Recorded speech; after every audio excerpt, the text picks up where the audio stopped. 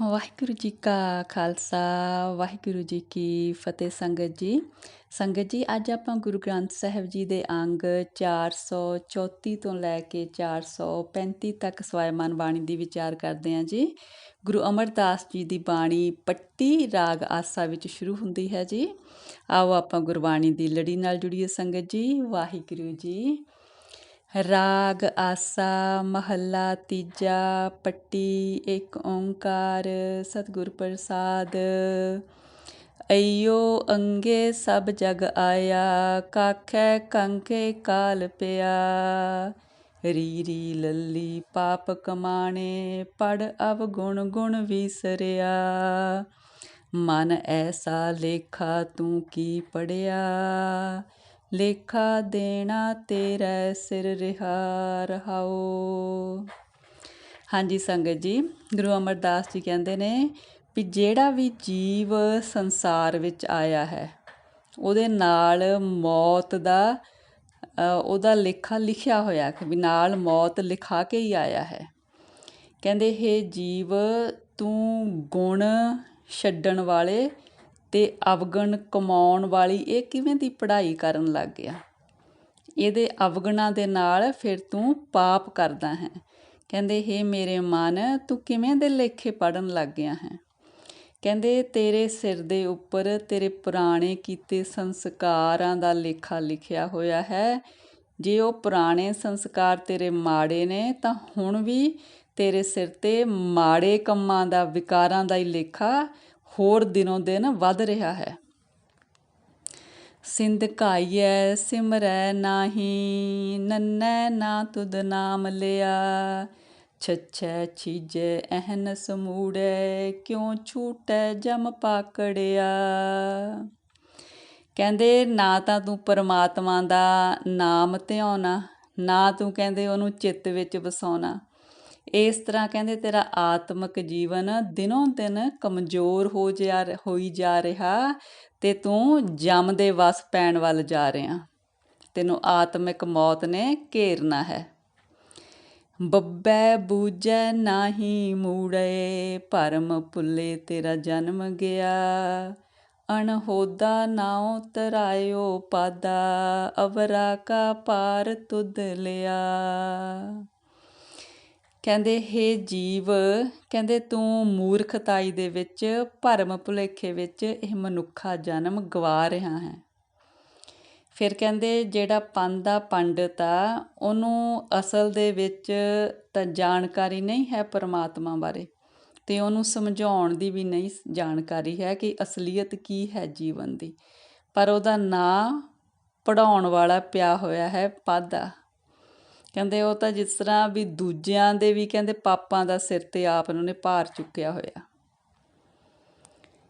ਜੱਜੈ ਜੋਤ ਹਿਰ ਲਈ ਤੇਰੀ ਮੂੜੇ ਅੰਤ ਗਿਆ ਪਛਤਾਵੇਗਾ। ਏਕ ਸ਼ਬਦ ਤੂੰ ਚੀਨੈ ਨਾਹੀ ਫਿਰ ਜੂਨੀ ਆਵੇਗਾ। ਫਿਰ ਉਹ ਪੰਥ ਦੇ ਲਈ ਗੱਲ ਕਰ ਰਹੇ ਨੇ ਜਿਹਨੂੰ ਆਪ ਜੀਵਨ ਦੀ ਅਸਲੀਅਤ ਪਤਾ ਨਹੀਂ ਪਰ ਆਪ ਚੇਲਿਆਂ ਨੂੰ ਦੱਸ ਰਿਹਾ ਹੈ। ਫਿਰ ਉਹਨੂੰ ਕਹਿੰਦੇ ਨੇ ਵੀ ਤੈਨੂੰ ਆਤਮਿਕ ਜੀਵਨ ਦੀ ਸੋਝੀ ਨਹੀਂ ਹੈ। ਤੈਨੂੰ ਆਪ ਇਸ ਬਾਰੇ ਗਿਆਨ ਨਹੀਂ ਹੈ। ਜਦੋਂ ਤੈਨੂੰ ਪਤਾ ਲੱਗਿਆ ਫਿਰ ਤੂੰ ਇਹਦੇ ਬਾਰੇ ਪਛਤਾਉਣਾ ਹੈ। ਕਹਿੰਦੇ ਤੂੰ ਉਸ ਇੱਕ ਪਰਮਾਤਮਾ ਦੇ ਨਾਮ ਨੂੰ ਨਹੀਂ ਜਪਦਾ ਅਤੇ ਨਹੀਂ ਜਪਣ ਕਰਕੇ ਤੇਰਾ ਜਿਹੜਾ ਆਵਾਗਮਨ ਦਾ ਚੱਕਰ ਬਣਿਆ ਰਹਿਣਾ ਮੁੜ ਕੇ ਜਨਮ ਮਰਨ ਦਾ। ਤੁਧ ਸਿਰ ਲਿਖਿਆ ਸੋ ਪੜ੍ਹ ਪੰਡਿਤ ਅਵਰਾ ਨੂੰ ਨਾ ਸਿਖਾਲ ਵਿਖਿਆ। ਪਹਿਲਾ ਫਾਹਾ ਪਾਇਆ ਪਾਦੇ ਪਿੱਛੋਂ ਦੇ ਗਲ ਚਾਟੜਿਆ। ਪਹਿਲਾ ਫਾਹਾ ਪਿਆ ਪਾਦੇ ਪਿੱਛੋਂ ਦੇ ਗਲ ਚਾਟੜਿਆ। ਕਹਿੰਦੇ ਹੇ ਪੰਡਿਤ ਪਹਿਲਾਂ ਤੂੰ ਆਪਣੇ ਜਿਹੜਾ ਲੇਖਾ ਤੇਰੇ ਹੁਣ ਲਿਖਿਆ ਹੋਇਆ ਜਿਹਦੇ ਕਰਕੇ ਤੂੰ ਇਸ ਤਰ੍ਹਾਂ ਦੇ ਕਰਮ ਕਰ ਰਿਹਾ ਪਹਿਲਾਂ ਉਹ ਲੇਖੇ ਨੂੰ ਪਹਿਚਾਣ ਅਤੇ ਦੂਜਿਆਂ ਨੂੰ ਕਹਿੰਦੇ ਮਾੜੀ ਮੱਤ ਨਾ ਦੇ। ਕਹਿੰਦੇ ਪੰਡਿਤ ਦੇ ਆਪਣੇ ਗਲ ਵਿੱਚ ਤਾਂ ਮਾਇਆ ਦੇ ਮੋਹ ਦਾ ਫਾਹਾ ਪਿਆ ਹੋਇਆ ਅਤੇ ਇਹੀ ਫਿਰ ਮਾਇਆ ਦੇ ਮੋਹ ਦਾ ਫਾਹਾ ਉਹਦੇ ਚੇਲੜਿਆਂ ਦੇ ਜਿਹਨਾਂ ਨੂੰ ਉਹ ਸਿਖਾ ਰਿਹਾ ਉਹਨਾਂ ਦੇ ਗਲ ਪੈ ਜਾਣਾ। ਸੱਸੈ ਸੰਜਮ ਗਿਓ ਮੂੜੇ, ਏਕ ਦਾਨ ਤੁਧ ਕੁਥਾਏ ਲਿਆ। ਸਾਈ ਪੁੱਤਰੀ ਜਜਮਾਨ ਕੀ ਸਾ, ਤੇਰੀ ਏਤ ਤਾਨ ਖਾਧੈ ਤੇਰਾ ਜਨਮ ਗਿਆ। ਕਹਿੰਦੇ ਹੇ ਪੰਡਿਤ, ਤੇਰਾ ਸੰਜਮ ਤਾਂ ਕਹਿੰਦੇ ਖਤਮ ਹੋਇਆ ਹੋਇਆ। ਕਹਿੰਦੇ ਤੂੰ ਅਲੱਗ-ਅਲੱਗ ਤਰ੍ਹਾਂ ਦੇ ਦਾਨ ਆਪਣੇ ਜਜਮਾਨ ਤੋਂ ਮੰਗਦਾ, ਪਰ ਇੱਕ ਜਜਮਾਨ ਤੋਂ ਜਿਹੜਾ ਦਾਨ ਮੰਗਦਾ ਉਹ ਕਹਿੰਦਾ ਤੇਰਾ ਮੰਗਣਾ ਹੀ ਗਲਤ ਹੈ। ਉਹ ਕਿਹੜਾ ਹੈ? ਉਹ ਕਹਿੰਦੇ ਜਦੋਂ ਤੂੰ ਜਜਮਾਨ ਦੀ ਪੁੱਤਰੀ ਦੇ ਵਿਆਹ 'ਤੇ ਦਾਨ ਲੈਣਾ, ਵੀ ਜਿਵੇਂ ਦੀ ਪੁੱਤਰੀ ਜਜਮਾਨ ਦੀ ਉਵੇਂ ਦੀ ਪੁੱਤਰੀ ਤੇਰੀ, ਤੈਨੂੰ ਲੈਣ ਦਾ ਕੋਈ ਹੱਕ ਹੀ ਨਹੀਂ ਬਣਦਾ ਹੈਗਾ। ਜਿੱਦਾਂ ਆਪਣੇ ਕਹਿ ਦਿੰਦੇ ਨੇ ਨਾ ਕਿ ਜਿਹੜੀ ਪਿੰਡ ਦੀ ਧੀ ਆ ਸਾਰਿਆਂ ਦੀ ਧੀ ਆ, ਉਸ ਹਿਸਾਬ ਨਾਲ ਗੱਲ ਕਰ ਰਹੇ ਨੇ ਵੀ ਜਿਹੜੀ ਜਜਮਾਨ ਦੀ ਪੁੱਤਰੀ ਆ ਪੰਡਿਤ, ਉਹ ਤੇਰੀ ਵੀ ਪੁੱਤਰੀ ਆ, ਵਿਆਹ 'ਤੇ ਕਿਹੜੀ ਗੱਲੋਂ ਦਾਨ ਮੰਗਦਾ।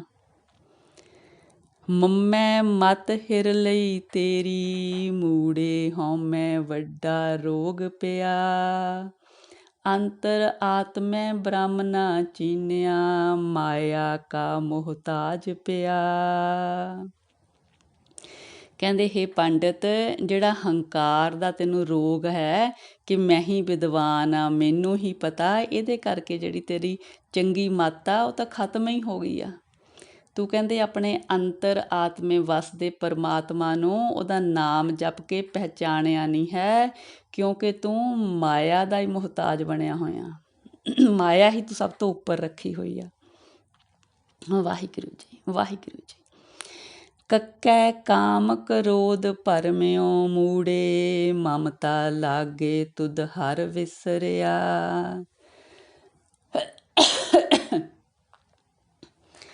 ਕਹਿੰਦੇ ਹੇ ਪੰਡਿਤ, ਤੂੰ ਕਾਮ ਕ੍ਰੋਧ ਇਹਨਾਂ ਵਿਕਾਰਾਂ ਦੇ ਵਿੱਚ ਕਹਿੰਦੇ ਫਸਿਆ ਹੋਇਆ। ਜਿਹੜੀ ਮੋਹ ਮਮਤਾ ਕਹਿੰਦੇ ਇਹਨੇ ਕਹਿੰਦੇ ਤੈਨੂੰ ਪਰਮਾਤਮਾ ਦਾ ਨਾਮ ਹੀ ਭੁਲਾ ਦਿੱਤਾ। ਪੜੈ ਗੁਣੈ ਤੂੰ ਬਹੁਤ ਪੁਕਾਰੇ, ਬਿਨ ਬੂਝੇ ਤੂੰ ਡੂਬ ਮੁਆ। ਕਹਿੰਦੇ ਉਸ ਤਰ੍ਹਾਂ ਦਾ ਤੂੰ ਬੜੇ ਧਾਰਮਿਕ ਗ੍ਰੰਥ ਪੜ੍ਹਦਾ, ਦੂਜਿਆਂ ਨੂੰ ਸੁਣਾਉਂਦਾ, ਅਰਥ ਕਰਦਾ, ਸਭ ਨੂੰ ਦੱਸਦਾ ਕਿ ਤੂੰ ਵਿਦਵਾਨ ਆ, ਪਰ ਕਹਿੰਦੇ ਜੀਵਨ ਦੀ ਅਸਲੀਅਤ ਸਮਝਣ ਤੋਂ ਬਿਨਾਂ ਕਹਿੰਦੇ ਤੂੰ ਅਗਿਆਨਤਾ ਦੇ ਵਿੱਚ ਡੁੱਬਿਆ ਹੋਇਆ। ਤੱਤੇ ਤਾਮਸ ਜਲਿਓ ਮੂੜੇ, ਥੱਥੇ ਥਾਨ ਭ੍ਰਿਸ਼ਟ ਹੋਆ। ਕੱਗੈ ਕਰ ਕਰ ਫਿਰ ਹੈ ਤੂੰ ਮੂੜੇ, ਦੱਦੇ ਦਾਨ ਨ ਤੁਧ ਲਿਆ। ਕਹਿੰਦੇ ਕ੍ਰੋਧ ਨੇ ਤੈਨੂੰ ਅੰਦਰੋਂ ਸਾੜਿਆ ਹੋਇਆ। ਕਹਿੰਦੇ ਤੇਰਾ ਹਿਰਦਾ ਰੂਪੀ ਸਥਾਨ ਆ ਉਹ ਵਿਕਾਰਾਂ ਨਾਲ ਭ੍ਰਿਸ਼ਟ ਹੋਇਆ ਹੋਇਆ। ਤੂੰ ਕਹਿੰਦੇ ਘਰ ਘਰ ਤੋਂ ਦਾਨ ਮੰਗਦਾ ਫਿਰਦਾ, ਪਰ ਇੱਕ ਦਾਨ ਤੂੰ ਲਿਆ ਹੀ ਨਹੀਂ ਗਾ। ਉਹ ਦਾਨ ਕੀ ਆ? ਉਹ ਪਰਮਾਤਮਾ ਦੇ ਨਾਮ ਦਾ ਦਾਨ। ਪੱਪੈ ਪਾਰ ਨ ਪਵਹੀ ਮੂੜੇ, ਪਰਪੰਚ ਤੂੰ ਪਲਚ ਰਿਹਾ। ਸੱਚੈ ਆਪ ਖੁਆਇਓ ਮੂੜੇ, ਇਹ ਸਿਰ ਤੇਰਾ ਲੇਖ ਪਿਆ। ਕਹਿੰਦੇ ਹੇ ਪੰਡਿਤ, ਤੂੰ ਅਲੱਗ-ਅਲੱਗ ਤਰ੍ਹਾਂ ਦੇ ਪਖੰਡਾਂ ਦੇ ਵਿੱਚ ਲੱਗਿਆ ਹੋਇਆ। ਇਸ ਕਰਕੇ ਕਹਿੰਦੇ ਤੂੰ ਇਸ ਸੰਸਾਰ ਦੇ ਭਵਜਲ ਤੋਂ ਤਰ ਨਹੀਂ ਸਕਦਾ। ਫਿਰ ਕਹਿੰਦੇ ਤੇਰੇ ਵੀ ਕੀ ਵਸ, ਤੇਰੇ ਪੁਰਾਣੇ ਜਿਹੜੇ ਸੰਸਕਾਰ ਨੇ ਉਹ ਇਸ ਤਰ੍ਹਾਂ ਦੇ ਲਿਖੇ ਹੋਏ ਨੇ ਤੇਰੇ ਕਰਮ, ਤਾਂ ਕਰਕੇ ਪਰਮੇਸ਼ਰ ਨੇ ਤੈਨੂੰ ਸਿੱਧੇ ਰਸਤੇ ਤੋਂ ਕੁਰਾਹੇ ਪਾਇਆ ਹੋਇਆ ਹੈ।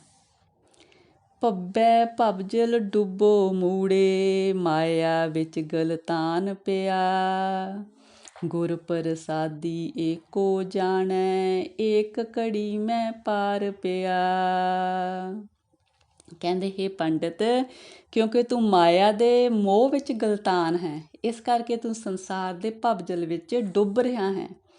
ਕਹਿੰਦੇ ਗੁਰੂ ਦੀ ਕਿਰਪਾ ਦੇ ਨਾਲ ਜਿਸ ਜੀਵ ਨੇ ਉਸ ਪਰਮੇਸ਼ਰ ਦਾ ਨਾਮ ਜਪ ਲਿਆ, ਕਹਿੰਦੇ ਉਹ ਇੱਕ ਪਲ ਦੇ ਵਿੱਚ ਹੀ ਇਸ ਵਿਕਾਰਾਂ ਤੋਂ ਪਾਰ ਹੋ ਜਾਂਦਾ।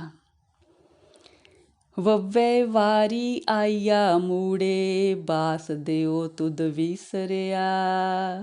ਇਹ ਵੇਲਾ ਨਾ ਲਹਿਸੇ ਮੂੜੇ, ਫਿਰ ਤੂੰ ਜਮ ਕੇ ਵਸ ਪਿਆ। ਕਹਿੰਦੇ ਹੁਣ ਪਰਮੇਸ਼ਰ ਤੈਨੂੰ ਭੁੱਲਿਆ ਹੋਇਆ, ਇਹ ਕਹਿੰਦੇ ਮਨੁੱਖਾ ਜਨਮ ਦੀ ਤੈਨੂੰ ਵਾਰੀ ਮਿਲੀ ਹੋਈ ਆ ਉਹਦਾ ਨਾਮ ਜਪਣ ਲਈ, ਪਰ ਤੈਨੂੰ ਉਹ ਭੁੱਲਿਆ ਹੋਇਆ। ਕਹਿੰਦੇ ਫਿਰ ਇਹ ਜਿਹੜਾ ਮਨੁੱਖਾ ਜਨਮ ਦਾ ਵੇਲਾ ਫਿਰ ਮੁੜ ਕੇ ਹੱਥ ਲੱਗਣਾ ਨਹੀਂ ਹੈ, ਫਿਰ ਤੂੰ ਕਹਿੰਦੇ ਜਮਾਂ ਦੇ ਵਸ ਪੈ ਜਾਣਾ, ਫਿਰ ਤੈਨੂੰ ਵਕਤ ਨਹੀਂ ਮਿਲਣਾ ਉਹਦਾ ਨਾਮ ਜਪਣ ਦਾ। ਝੱਜੈ ਕਦੇ ਨਾ ਝੂਰੇ ਮੂੜੇ, ਸਤਿਗੁਰ ਕਾ ਉਪਦੇਸ ਸੁਣ ਤੂੰ ਵਿਖਾ। ਸਤਿਗੁਰ ਬਾਝੋਂ ਗੁਰ ਨਹੀਂ ਕੋਈ, ਨਿਗਰੇ ਕਾ ਹੈ ਨਾਉ ਬੁਰਾ। ਕਹਿੰਦੇ ਹੇ ਪੰਡਿਤ, ਸਤਿਗੁਰ ਦਾ ਉਪਦੇਸ਼ ਸੁਣ ਕੇ ਦੇਖ, ਫਿਰ ਤੈਨੂੰ ਕਦੇ ਅੰਦਰ ਝੂਰਨਾ ਨਹੀਂ ਪਊਗਾ। ਕਹਿੰਦੇ ਸਤਿਗੁਰ ਦੇ ਉਪਦੇਸ਼ ਤੋਂ ਬਿਨਾਂ ਤੂੰ ਜੀਵਨ ਦੀ ਅਸਲੀਅਤ ਨੂੰ ਨਹੀਂ ਸਮਝ ਸਕਦਾ। ਜਿਹੜੇ ਜੀਵ ਨੇ ਸਤਿਗੁਰ ਦਾ ਉਪਦੇਸ਼ ਨਹੀਂ ਸਮਝਿਆ, ਫਿਰ ਉਹ ਬਦਨਾਮੀ ਹੀ ਖੱਟਦਾ, ਜੋ ਗੁਰੂ ਦੀ ਸ਼ਰਨ ਵਿੱਚ ਨਹੀਂ ਆਉਂਦਾ। ਤੱਦੇ ਤਾਵਤ ਵਰਜ ਰਖ ਮੂੜੇ, ਅੰਤਰ ਤੇਰੇ ਨਿਧਾਨ ਪਿਆ। ਗੁਰਮੁਖ ਹੋਵੇ ਤਾਂ ਹਰ ਰਸ ਪੀਵੈ, ਜੁਗਾ ਜੁਗੰਤਰ ਖਾਹੇ ਪਿਆ।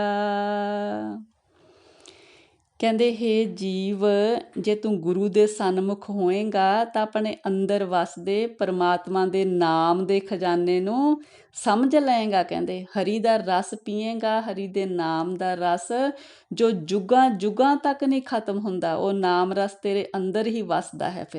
ਫਿਰ ਕਹਿੰਦੇ ਤੂੰ ਆਪਣੇ ਚੰਚਲ ਮਨ ਨੂੰ ਰੋਕ ਕੇ ਰੱਖੇਗਾ ਵਿਕਾਰਾਂ ਤੋਂ, ਜਦੋਂ ਉਹਦਾ ਨਾਮ ਰਸ ਚੱਖ ਲਿਆ। ਗੱਗੇ ਗੋਬਿੰਦ ਚਿਤ ਕਰ ਮੂੜੇ, ਗੱਲੀ ਕਿਨੇ ਨਾ ਪਾਇਆ। ਗੁਰ ਕੇ ਚਰਨ ਹਿਰਦੇ ਵਸਾਏ ਮੂੜੇ, ਪਿਛਲੇ ਗੁਨਾਹ ਸਭ ਬਖਸ਼ ਲਿਆ। ਕਹਿੰਦੇ ਹੇ ਜੀਵ, ਤੂੰ ਉਸ ਪਰਮੇਸ਼ਰ ਦਾ ਨਾਮ ਜਪ, ਉਹਨੂੰ ਚੇਤੇ 'ਚ ਵਸਾ। ਸਿਰਫ ਇਕੱਲੀਆਂ ਗੱਲਾਂ ਕਰਨ ਦੇ ਨਾਲ ਉਹ ਚਿੱਤ ਵਿੱਚ ਨਹੀਂ ਵਸਦਾ।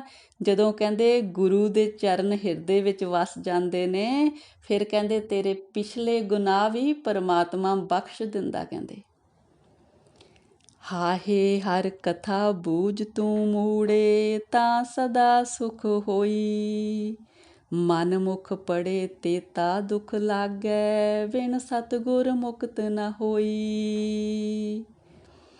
ਕਹਿੰਦੇ ਹੇ ਜੀਵ, ਜਦੋਂ ਤੈਨੂੰ ਪਰਮੇਸ਼ਰ ਦੇ ਨਾਲ ਜਾਣ ਪਛਾਣ ਹੋ ਜਾਊਗੀ, ਫਿਰ ਤੈਨੂੰ ਆਨੰਦ ਹੋਏਗਾ। ਕਹਿੰਦੇ ਹੇ ਮਨ ਦੇ ਪਿੱਛੇ ਚੱਲਣ ਵਾਲੇ ਜੀਵ, ਤੂੰ ਕਿਉਂ ਨਿਰੀ ਮਾਇਆ ਦੀ ਪੜ੍ਹਾਈ ਵਿੱਚ ਲੱਗਿਆ ਹੋਇਆ, ਤਾਂ ਤੈਨੂੰ ਦੁੱਖ ਹੈ। ਕਹਿੰਦੇ ਸਤਿਗੁਰ ਦੀ ਸ਼ਰਨ ਆਉਣ ਤੋਂ ਬਿਨਾਂ ਮੁਕਤੀ ਵਿਕਾਰਾਂ ਤੋਂ, ਮਾਇਆ ਤੋਂ, ਮੋਹ ਤੋਂ ਪ੍ਰਾਪਤ ਨਹੀਂ ਹੁੰਦੀ। ਸਤਿਗੁਰ ਦੀ ਸ਼ਰਨ ਆਇਆਂ ਹੀ ਗੱਲ ਬਣਨੀ ਆ। ਹਾਂਜੀ ਸੰਗਤ ਜੀ, ਅੱਜ ਆਪਾਂ ਸਤਸੰਗਤ ਦੇ ਵਿੱਚ ਵੀ ਸੰਗਤ ਦੀ ਗੱਲ ਕਰਦੇ ਸੀ, ਸਤਿਗੁਰ ਦੀ ਗੱਲ ਕਰਦੇ ਸੀ, ਅਤੇ ਅੱਜ ਆਪਾਂ ਨੂੰ ਵਿਚਾਰ ਵਿੱਚ ਵੀ ਇਹ ਆ ਗਈ। ਅਤੇ ਅੱਜ ਆਪਾਂ ਰਹਿਬਾ ਭਗਤਣੀ ਦੀ ਗੱਲ ਕੀਤੀ ਸੀ। ਉਹ ਸਾਖੀ ਹੋਰ ਆ, ਸੂਈ ਵਾਲੀ ਕਿਸੇ ਦਿਨ ਸਾਂਝੀ ਕਰਾਂਗੇ। ਅੱਜ ਇੱਕ ਹੋਰ ਸਾਖੀ ਸਾਂਝੀ ਕਰਦੇ ਹਾਂ। ਜਿਸ ਤਰ੍ਹਾਂ ਕਿਹਾ ਸੀ ਕਿ ਛੋਟੇ ਬਚਪਨ ਦੇ ਵਿੱਚ ਡੈਡੀ ਜੀ ਸੁਣਾਉਂਦੇ ਸੀ, ਅਤੇ ਹੁਣ ਗੱਲਾਂ ਵੱਡਿਆਂ ਹੋ ਕੇ ਉਸ ਜ਼ਿਆਦਾ ਸਮਝ ਲੱਗਦੀਆਂ ਨੇ। ਰਹਿਬਾ ਭਗਤਣੀ ਕਿਸੇ ਸਊਦੀ ਦੇਸ਼ ਦੇ ਰਹਿਣ ਵਾਲੀ ਸੀ, ਬਹੁਤ ਉੱਚੀ ਅਵਸਥਾ ਦੇ ਮਾਲਕ ਸੀ। ਇੱਕ ਵਾਰ ਹਾਜੀ ਲੋਕ ਹੱਜ ਕਰਨ ਜਾਂਦੇ ਸੀਗੇ, ਤਾਂ ਇਹ ਰਹਿਬਾ ਭਗਤਣੀ ਵੀ ਉਹਨਾਂ ਦੇ ਨਾਲ ਹੱਜ ਕਰਨ ਜਾ ਰਹੇ ਸੀਗੇ। ਤਾਂ ਅਜੇ ਹੱਜ ਪਹੁੰਚਣ ਦੇ ਵਿੱਚ ਟਾਈਮ ਸੀ, ਮੱਕੇ ਪਹੁੰਚਣ ਦੇ ਵਿੱਚ ਅਜੇ ਵਕਤ ਸੀ। ਤਾਂ ਰਸਤੇ ਵਿੱਚ ਦੇਖਿਆ ਕਿ ਇੱਕ ਕੁੱਤੀ ਸੂਈ ਸੀ, ਅਤੇ ਜਿਹੜੇ ਉਹਦੇ ਕਤੂਰੇ ਸੀਗੇ, ਕਿਉਂਕਿ ਉਹਨਾਂ ਦੇਸ਼ਾਂ ਦੇ ਵਿੱਚ ਗਰਮੀ ਬਹੁਤ ਹੁੰਦੀ ਆ, ਪਾਣੀ ਨਹੀਂ ਮਿਲਦਾ, ਬੜੀ ਮੁਸ਼ਕਿਲ ਨਾਲ ਪਾਣੀ ਮਿਲਦਾ, ਅਤੇ ਉਹ ਜਿਹੜੇ ਉਹਦੇ ਕੁੱਤੀ ਦੇ ਕਤੂਰੇ ਸੀ, ਕਾਫੀ 7-8 ਸ਼ਾਇਦ ਸੀ, ਤਾਂ ਉਹ ਪਾਣੀ ਲਈ ਵਿਲਕ ਰਹੇ ਸੀ, ਅਤੇ ਕੁੱਤੀ ਆਪ ਬਹੁਤ ਪਿਆਸੀ ਸੀਗੀ। ਤਾਂ ਇਹ ਜਿਹੜੇ ਕਹਿੰਦੇ ਵੀ ਰਹਿਬਾ ਭਗਤਣੀ ਦੇ ਕਹਿੰਦੇ ਵੀ ਸਿਰ ਦੇ ਕੇਸ ਬਹੁਤ ਲੰਬੇ ਸੀਗੇ, ਅਤੇ ਇਹਨਾਂ ਨੇ ਆਪਣੇ ਕੇਸ ਕੱਟ ਕੇ ਉਹਨਾਂ ਦੀ ਲੱਜ ਬਣਾ ਕੇ ਤਾਂ ਹੇਠੋਂ ਖੂਹ ਦੇ ਵਿੱਚੋਂ ਪਾਣੀ ਕੱਢਣ ਦੇ ਵਿੱਚ ਲੱਗ ਗਏ। ਬਾਕੀ ਦੇ ਜਿਹੜੇ ਨਾਲ ਦੇ ਹਾਜੀ ਸੀ ਉਹ ਅੱਗੇ ਲੰਘ ਗਏ, ਉਹਨਾਂ ਨੇ ਉਡੀਕ ਨਹੀਂ ਕੀਤੀ, ਪਰ ਇਹ ਨਹੀਂ ਗਏ, ਇਹ ਇਸ ਕੰਮ 'ਚ ਲੱਗ ਗਏ। ਇਹਨਾਂ ਨੇ ਉਹਨਾਂ ਜਿਹੜੇ ਕਹਿੰਦੇ ਨੇ ਕਿ ਵੀ ਬੇਜ਼ੁਬਾਨਾਂ ਦੇ ਮੂੰਹ ਦੇ ਵਿੱਚ ਪਾਣੀ ਪਾਇਆ। ਮਤਲਬ ਇਸ ਤਰ੍ਹਾਂ ਇਹਨਾਂ ਦੇ ਦਿਲ ਦੇ ਵਿੱਚ ਦਇਆ ਆ ਗਈ। ਇਹ ਰਹਿਬਾ ਭਗਤਣੀ ਜੀ ਸੀ। ਇਹਨਾਂ ਨੂੰ ਫਿਰ ਕਹਿੰਦੇ ਉੱਥੇ ਪਰਮਾਤਮਾ ਦੇ ਅੱਲਾ ਦੇ ਦਰਸ਼ਨ ਹੋਏ, ਕਿਉਂਕਿ ਇਹ ਦਇਆ ਸੀ ਨਾ, ਦਇਆ ਵੀ ਪਰਮਾਤਮਾ ਦਾ ਇੱਕ ਗੁਣ ਹੈ। ਮਤਲਬ ਬਹੁਤ ਪਹੁੰਚੇ ਹੋਏ ਸੀ। ਇਸ ਤਰ੍ਹਾਂ ਇਹਨਾਂ ਦੀਆਂ ਕਾਫੀ ਸਾਖੀਆਂ ਨੇ ਕਿ ਇਹ ਫਿਰ ਇਹਨਾਂ ਨੇ ਦੇਖਿਆ ਕਿ ਮੇਰਾ ਹੱਜ ਇੱਥੇ ਹੀ ਹੈ।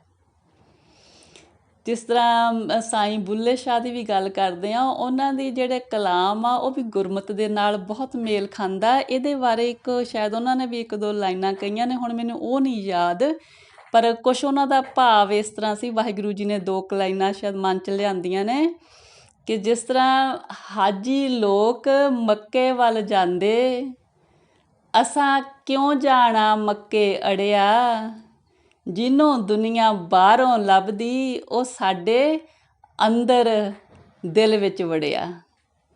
ਮਤਲਬ ਉਹ ਵੀ ਇਹੀ ਸਮਝਾਉਣਾ ਚਾਹੁੰਦੇ ਸੀਗੇ ਕਿ ਜਿਸ ਤਰ੍ਹਾਂ ਹੱਜ ਕਰਨ ਜਾ ਕੇ ਮੱਕੇ 'ਤੇ ਉੱਥੇ ਨਹੀਂ ਹੱਜ ਹੁੰਦਾ, ਹੱਜ ਉੱਥੇ ਹੀ ਆ ਜਿੱਥੇ ਵਾਹਿਗੁਰੂ ਜੀ ਦੇ ਗੁਣ ਸਾਡੇ ਵਿੱਚ ਆ ਜਾਂਦੇ ਨੇ।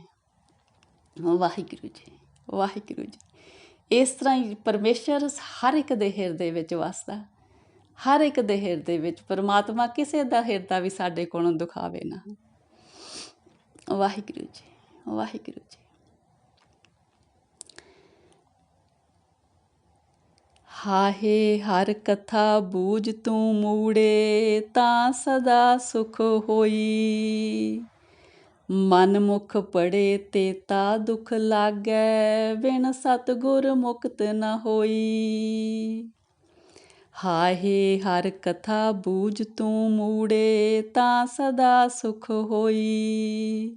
ਮਨ ਮੁਖ ਪੜੇ ਤੇ ਤਾ ਦੁਖ ਲਾਗੈ, ਬਿਨ ਸਤਿਗੁਰ ਮੁਕਤ ਨ ਹੋਈ।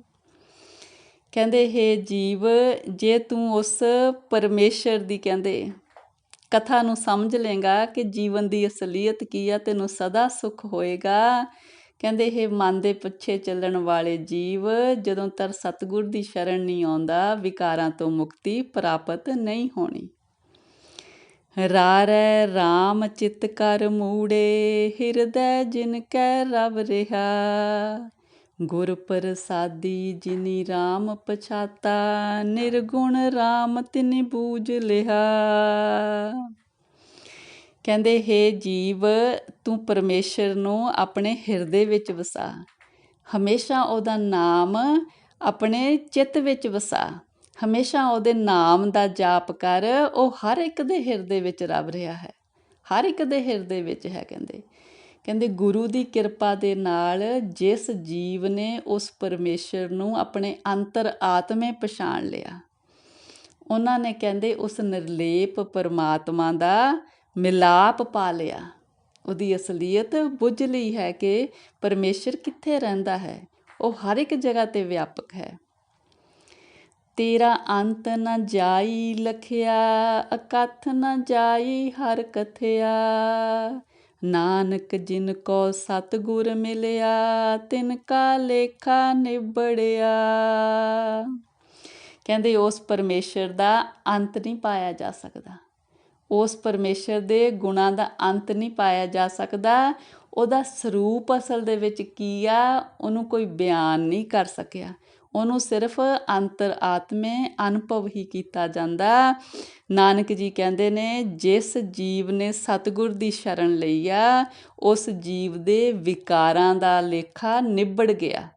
ਉਹ ਇਸ ਤਰ੍ਹਾਂ ਹੈ ਕਿ ਜਿਸ ਜੀਵ ਨੇ ਸਤਿਗੁਰ ਦੀ ਸ਼ਰਨ ਲਈ, ਨਾਮ ਦਾ ਦਾਨ ਮਿਲ ਗਿਆ ਵਾਹਿਗੁਰੂ ਜੀ ਦੀ ਰਹਿਮਤ ਸਦਕਾ, ਉਹਨੇ ਨਾਮ ਦੀ ਕਮਾਈ ਕੀਤੀ, ਫਿਰ ਉਹਦੇ ਜਿਹੜੇ ਪਿਛਲੇ ਗੁਨਾਹ ਸੀ ਉਹ ਬਖਸ਼ੇ ਗਏ। ਹੁਣ ਤੋਂ ਚੰਗੇ ਕਰਮ ਬਣਨੇ ਸ਼ੁਰੂ ਹੋ ਗਏ। ਜਦੋਂ ਨਾਮ ਦੀ ਕਮਾਈ ਹੋਈ, ਚੰਗੇ ਕਰਮ ਨੇ ਤਾਂ ਲੇਖਾ ਕੋਈ ਹੈ ਨਹੀਂ, ਲੇਖਾ ਤਾਂ ਮਾੜੇ ਕਰਮਾਂ ਦਾ। ਨਾਮ ਦੀ ਕਮਾਈ ਸਾਰੇ ਮਾੜੇ ਕਰਮ ਬਖਸ਼ਾ ਦਿੰਦੀ ਆ, ਉਹਦੀ ਰਹਿਮਤ ਹੋ ਜਾਏ। ਹਾਂਜੀ ਸੰਗਤ ਜੀ, ਇੰਨੀਆਂ ਵਿਚਾਰਾਂ ਪ੍ਰਵਾਨ ਕਰਨੀਆਂ ਜੀ, ਵਿਚਾਰਾਂ ਦੀ ਸਾਂਝ ਪਾਉਂਦਿਆਂ ਹੋਈਆਂ ਅਨੇਕਾਂ ਗਲਤੀਆਂ ਬਖਸ਼ਣੀਆਂ ਜੀ।